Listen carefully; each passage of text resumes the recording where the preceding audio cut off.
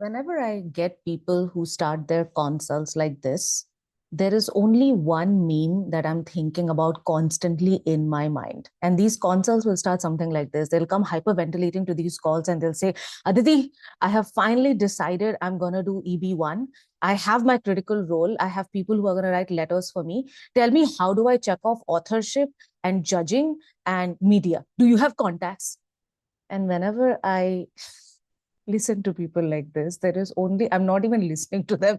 I'm thinking about this one meme. And if I tell you about this meme, I might just lose you. There's a 90% likelihood that you're going to unsubscribe, but I'll tell you anyway.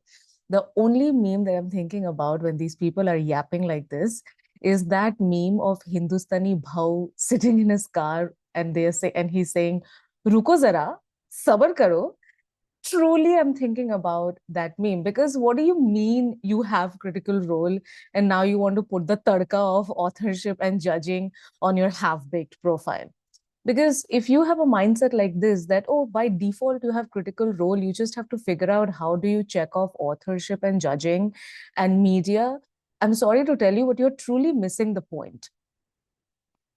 You will see this drive in the EB1 world where people have convinced themselves that they don't need a PhD, but somehow they'll follow the PhD scientist track and try to publish papers in no-name journals, whatever. I don't want you to adopt that scientist's mindset. I want you to adapt the mindset and the work ethic of a true scientist to figure out and understand what is it that EB1 is truly asking you to do.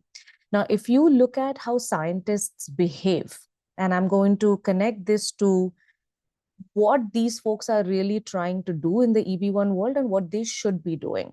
Now, if you look at a scientist, they will spend years doing experiments, doing surveys, doing what have you, their scientific study in their labs.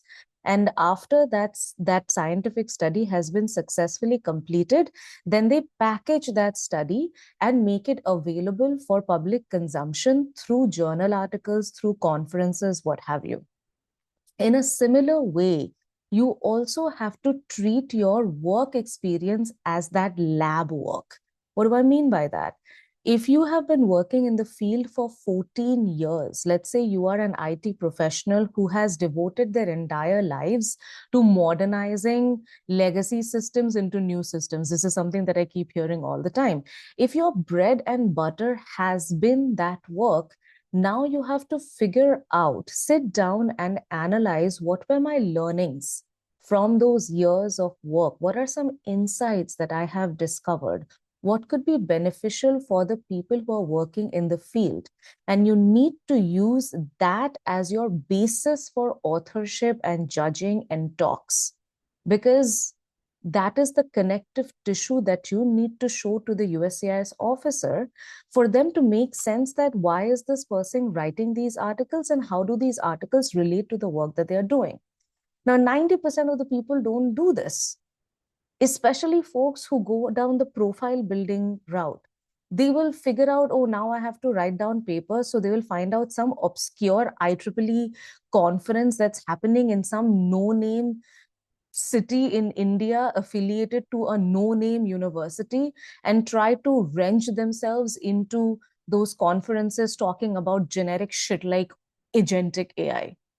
Like first of all, how does that even connect to the work that you're doing? Right. And secondly, where the buck stops is all of these conferences and talks and articles that you're writing right now, possibly is starting from 2025 or has started from 2024 or 2023, whenever you discovered EB1. And this is where the USCIS officer is going to ask you the most obvious, commonsensical question that why did you start in 2023? Where is the sustenance of your acclaim? So at that time, if you cannot show continuation that, hey, for 14 years, I have worked in the field, I have now started to externalize my work. Sure, I am a late bloomer, but you can clearly see that the articles that I have written and the avenues that have allowed me to write these articles are prestigious. It was only because I had the runway of 14 years and now I'm externalizing it. That makes more of a plausible, compelling case than having 14 years of work experience in one domain, and all of a sudden you're writing articles on AI and things that are not even remotely connected to your work just for the sake of EB1. So before you jump in this bandwagon thinking that, oh, I have critical role, now let me do something extra. Let me do some new authorship. Let me do some new talks. Ruko, sabar karo. Think about A, what are you going to write? And B, where are you going to publish it? If A, what you're writing is not connected to the years of work that you have done, and B, is not being published and consumed by people who move the field forward and are not prestigious in nature and do not matter or are not significant, then you're just spinning the wheels.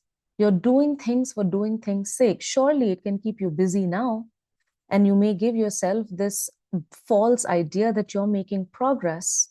But when the RFE hits and when you get these objections, that's when it becomes clear in your mind that, hey, I should have done some work to connect these two things and not just tick boxes because somebody else in the field asked me to do it. Again, common sense. Like, yes, I applaud you for taking the time and for having the drive and the motivation to do the work for EB1 when in fact a lot of people are not doing it.